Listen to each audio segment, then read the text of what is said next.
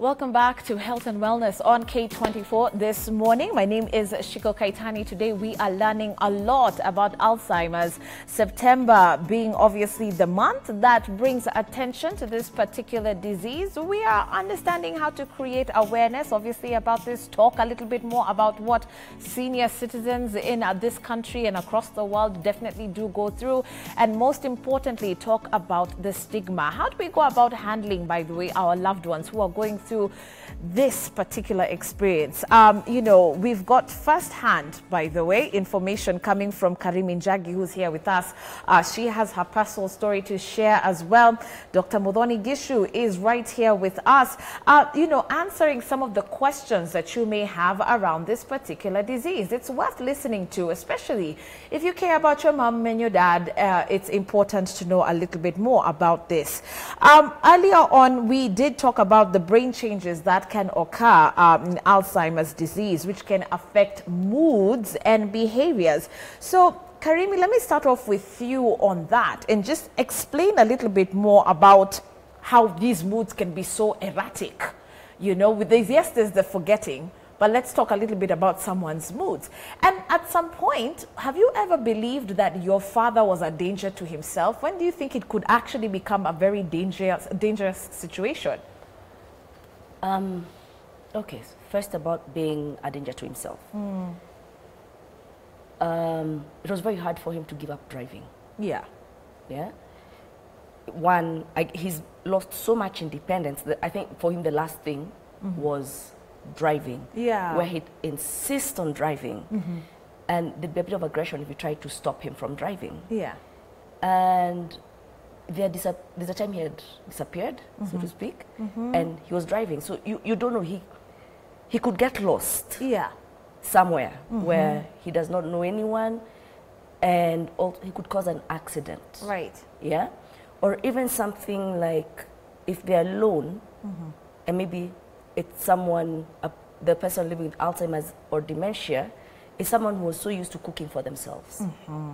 Now they light the gas cooker or the electric cooker and they forget about it. Yeah. Yeah? Right. Or you have situations where they can light a candle and forget. And some people have died that way, right? It's not even the Alzheimer's that killed them. Yeah. They got into a, into an accident of sorts. Yeah, so there's that. Yeah, yeah. So it's constant watching. It's almost like you have an infant or a toddler in the house. You can't keep your eyes off of them. You kind of have to be always with them and watching. Yes, and that is actually one of the things that is going to cause aggression. You know, you can imagine you're working, right? You're a producer or whatever, and your executive producer is always here, always following you around, checking what it is you're doing. It gets annoying, and that is one of the things. But what I've seen is if you get them into a routine,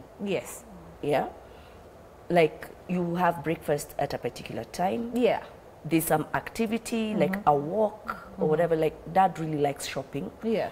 So there's this, if he knows there's anyone who's going to the market or going wherever, he will be so happy to leave to go. To join. So you need to get them into a routine. And have you seen his moods change because of the routine? It changes. They become calmer. He's calm. Yeah. Yeah. And you make sure that you follow through. Okay. Because if when they're used to this routine and you don't follow through, they'll wonder what's wrong. Yeah. And again, the agitation starts all over again, and they can get into a crisis very easily. Okay. So what mistakes do people typically make when they have a loved one with Alzheimer's at home, and now they're not understanding where that aggression is coming from, where that anger is coming from, and all these emotions flying all over the place? DR.Muthoni. All right. Yeah. One is assuming that this person is a child. Yeah. That is a very unfair assumption. Because imagine when you have an infant, you can tell them what to do and what not to do. Yeah. They will listen and they will follow instructions.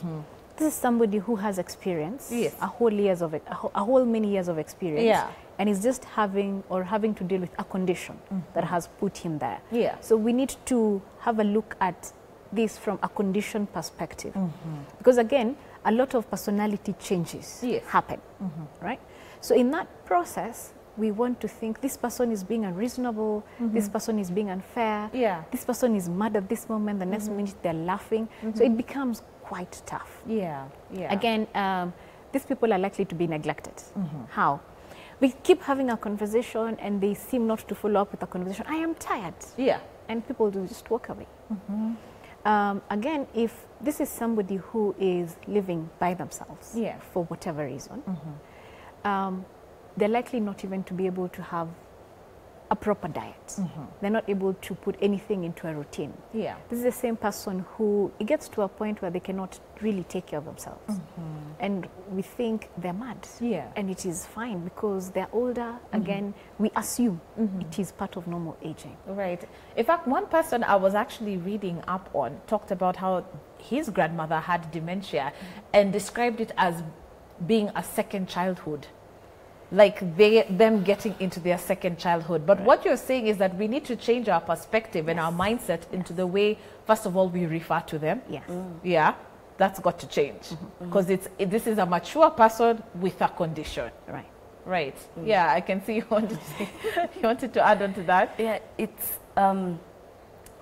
basically don't baby them. Yeah. Like when I have conversations with my dad, it's, yeah, we're two adults talking.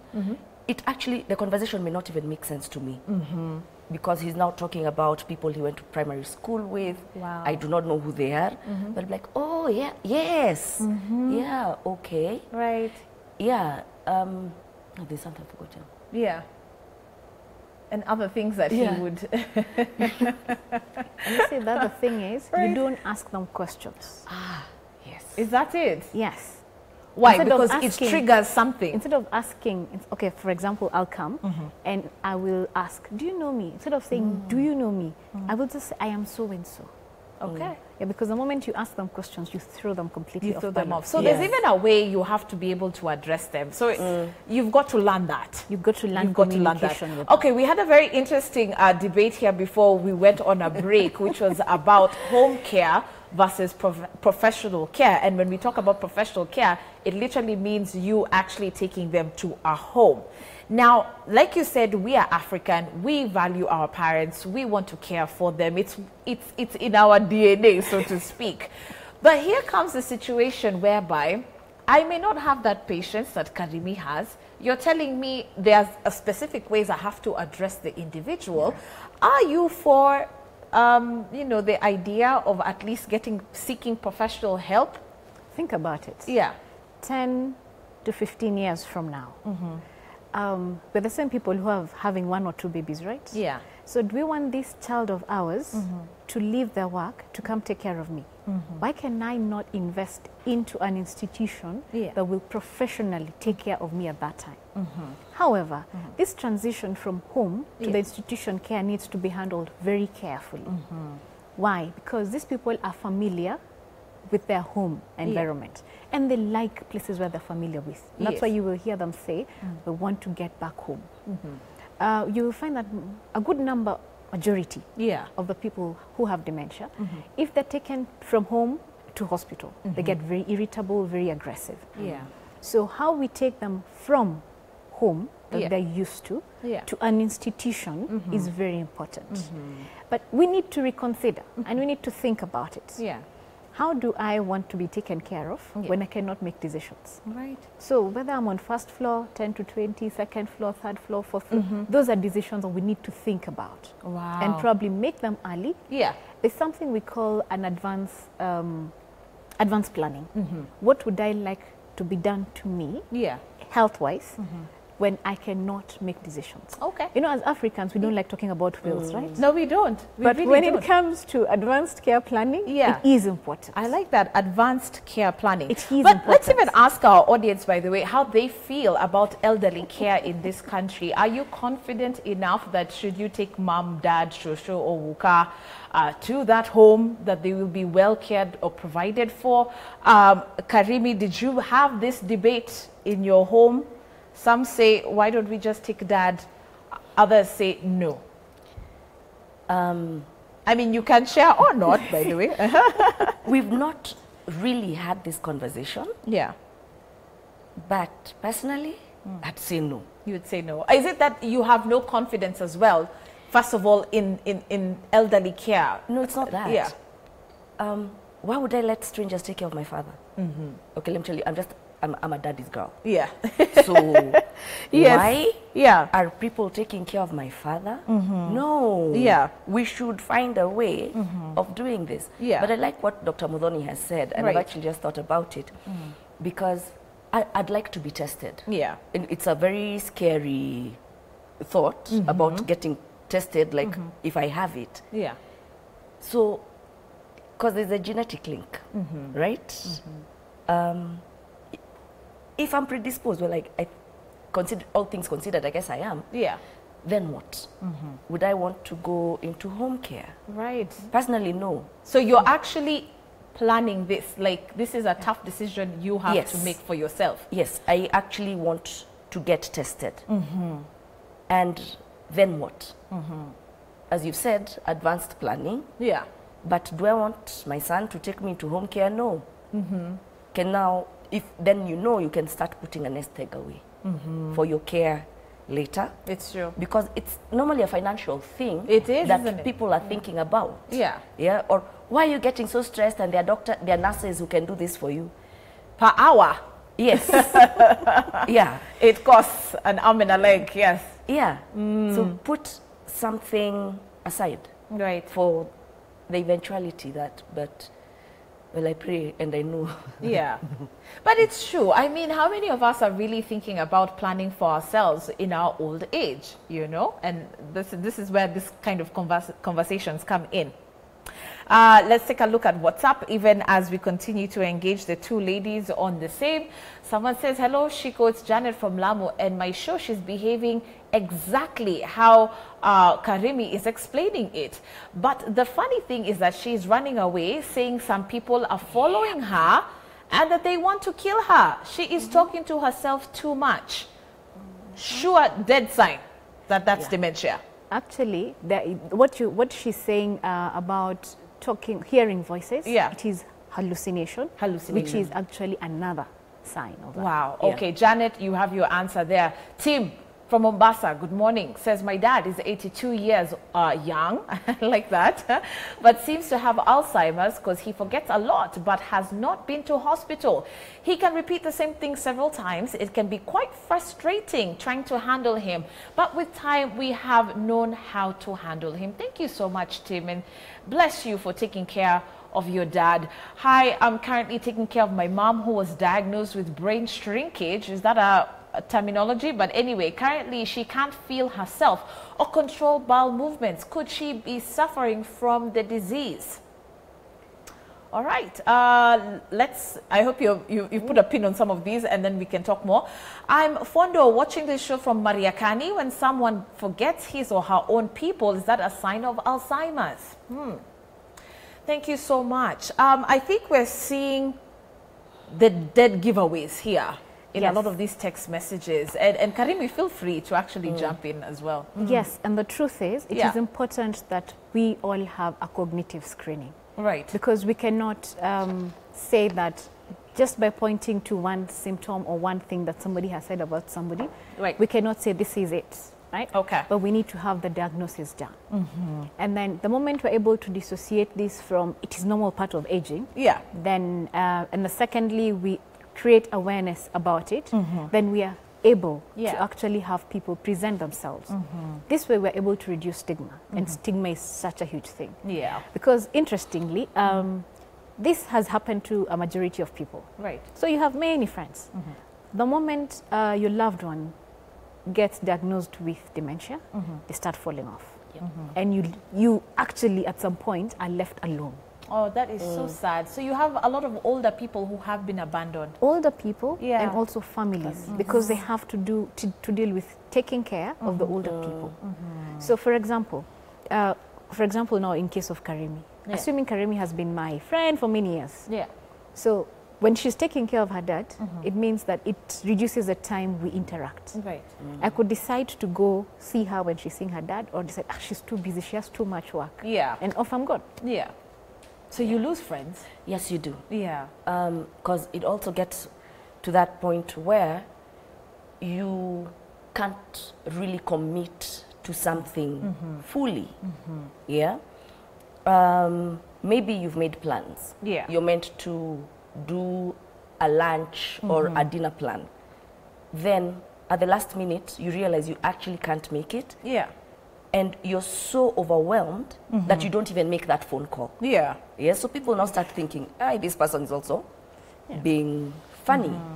And also there's something, I posted on Facebook. Yeah. And as people were responding, a friend who's who's specialized in geriatric care in the States, posts and tells me about caregiver stress syndrome, something that I had no idea about. Wow. So when I Googled, I was like, this is exactly what I've been suffering from. I am tired, I am fatigued. And you can imagine, I don't even live with my parents. Right. I go home as often as I can, but we make the daily phone call. Yeah. And I was already tired. And you have your fatigued. own stuff that you have to deal with, right? And it's fatigue, it's irritability, mood swings where you just think of something and you start crying. Right. You know? Right. And people around you don't understand. Because, exactly what is going on. Right. And sometimes you also don't have the voice to speak because you also don't know what's going on. And one of the things I want to tell caregivers, you know what? It's okay to say, you know what, I'm tired. Right. I'm tired Yeah. and I need help. Yeah. Accept it. Just accept it. Wow. All All right. right. It is also important. It is also important for caregivers to understand that you can only do so much. Yeah. And if you don't take care of yourself, you won't be able to take care of anybody else. Absolutely. Yes. Very good point. Well, despite age being a risk factor for Alzheimer's, according to Mayo Clinic, there appears to be a little difference in risk between men and women, but overall, there are more women with the disease because they generally live longer than men. Dr. Tari, please help us discuss. Are we seeing more women suffering from dementia than men? I don't know how true this is. Obviously, this is stats coming in from countries like the US. But what do you see here? That you see, the fact that from way back, it has been shown that something that nurtures, which is mostly the female species, live longer. Right. There is also the issue of risk. The male species takes more risk, so they're likely to die earlier. Yes. But when you look at it, it means when we have more females living longer, age itself is a reason as to why they will get exposed to dementia. Yeah. Secondly, if you look at I don't know what to say about this. Gender injustices. Yeah. For a very long time, the female species has always been pushed to the end. So if it is depression, they could have had depression from earlier on. Yeah. Education. If they have not, there's a possibility that their education level is low. Yet one of the risk factors for dementia is low levels of education. So we need to provide our children with primary and secondary education. Very interesting. Yeah. Yes. Okay. You know, also another thing that you've mentioned is, as much as, yes, there are those mood swings and there's a bit of aggression, I'm wondering, is it much harder for the man to accept this particular condition, especially because, you know, as men, and we talk about ego, and I'm sorry, there's no man here to represent them, but you can imagine a man, your typical African man who knows what he wants and how he does his things, suddenly having to accept help from somewhere else. Like you said, your dad cannot drive. You know, you're telling him, let me do this for you, let me do that for you, let me, you know. Women probably could easily accept the help. Actually, I've never really thought about it that way. But from the cases I've heard of and I've seen, when, say, it's the woman who's got the Alzheimer's or dementia, it hits the husband really hard because they're not naturally nurturers. Yes. Yeah. And it's not easy for them to adapt. cope with this new situation. So you'll find like they might push away everybody. Yeah. Yeah.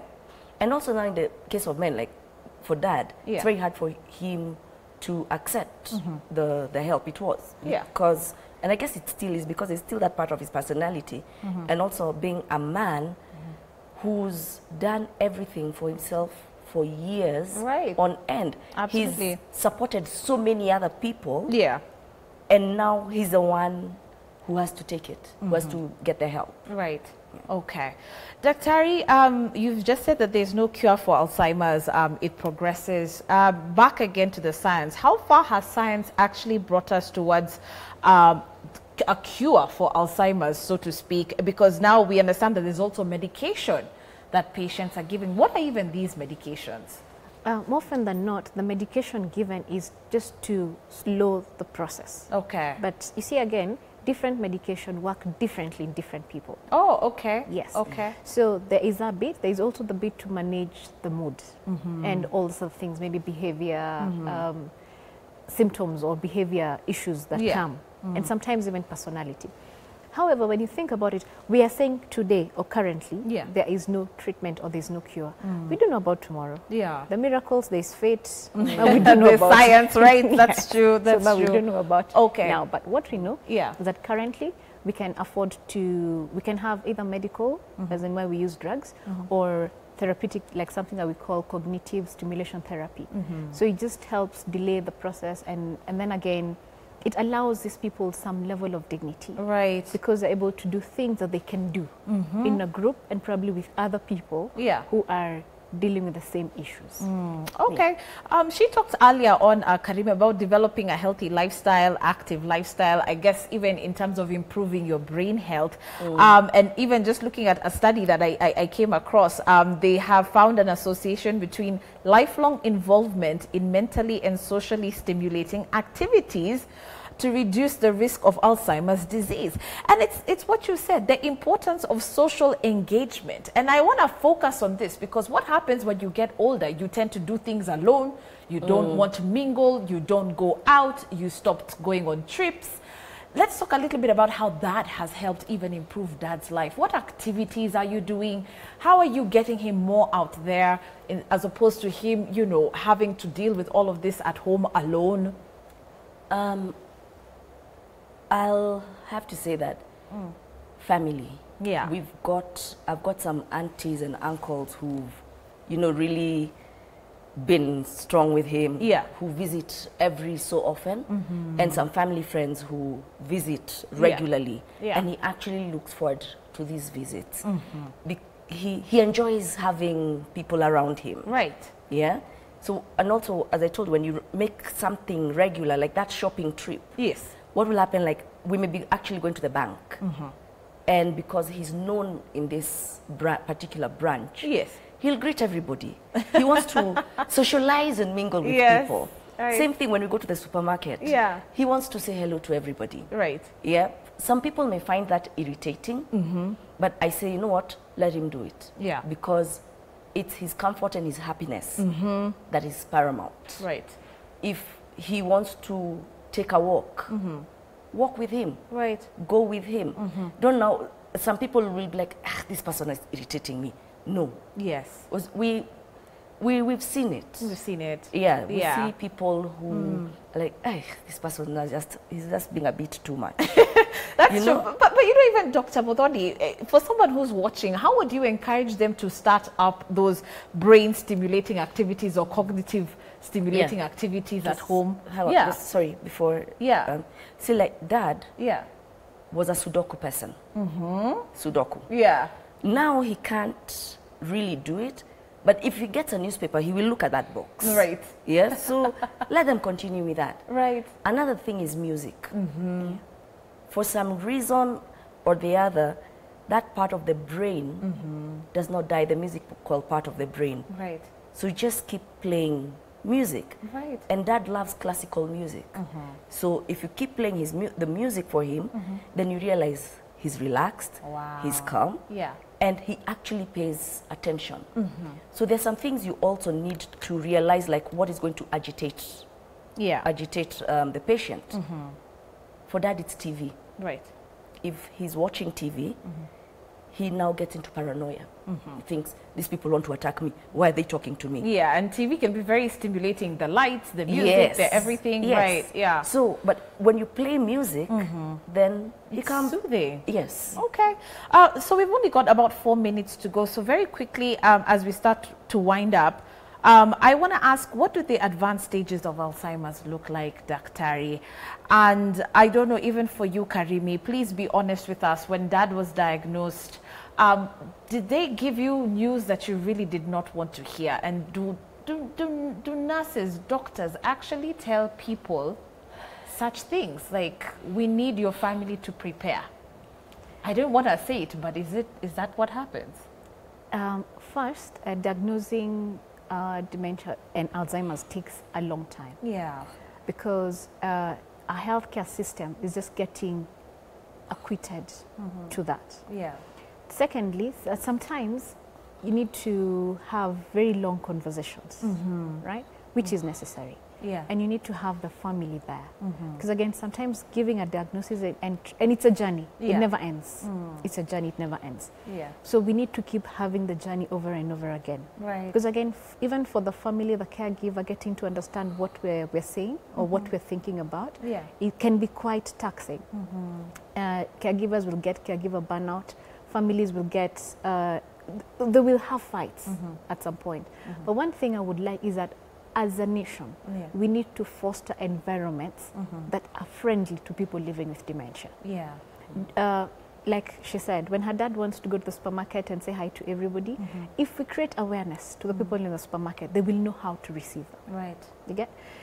During COVID, there was curfew. Yes. So this is somebody who's wandered and they got lost. They can't trace their steps back to their house. Right. What do you think would have happened around that time when they're caught out after curfew? Yeah, yeah, yeah. it's true. Okay. So we need to foster a dementia-friendly environment. Okay. Yes, very quickly in the 1 minute. Yeah, do you want to answer that question about the tough conversations families must have? Fortunately for us, well, my mother is a retired nurse. So she knows exactly what it is. And yes, so she's taken us through it. Personally, it was very difficult for me to accept this diagnosis because I'm a curious person, so I'd read on Alzheimer's from before, but as I said earlier, it's a thing of the brain dies, but you don't really get to understand what it is until you see it happen. And unfortunately, we need to have these very difficult conversations. Yeah. We need to start talking to our children about our advanced planning. Yeah. Like, if this happens to me, I want X, Y, Z to be done. These are conversations we need to start having now. Okay. And just to add on to what Dr. Muthoni said, especially about people wondering, especially the police, they really need to be sensitized on Alzheimer's and dementia. Okay. What do you do when you come across this patient who's wandered? Don't beat them up. Don't harass them. Yeah. Yeah. Okay. All right, ladies, we are actually at the end of our session, but I really want to thank you so much. I know we can continue and even talk more about it, but I like that the major points were actually put across. Most importantly, let's create spaces that allows people living with Alzheimer's to thrive. And by the way, like Karimi has said, should you be having a loved one who's dealing with this, you must have the tough conversations, and let's learn how to plan ahead, right? As even Dr. Muthoni has said. Remember, of course, September is World Alzheimer's Month. There's a lot online that you can read up about, even in terms of events, what you can even do to support families with people with dementia. Of course, your help and your love would be most appreciated. Dr. Muthoni, Gichu, thank you so much for being with us today. Karimi Njagi, thank you so much for sharing your story with us today. Should you be requiring contacts, let us know. We'll be happy to put you in touch. For me, Shiko Kaitani, thanks a lot for watching. I will leave you in the safe hands of Paul Mungalambuvi, who's up next with the Daily Brief. Bye-bye.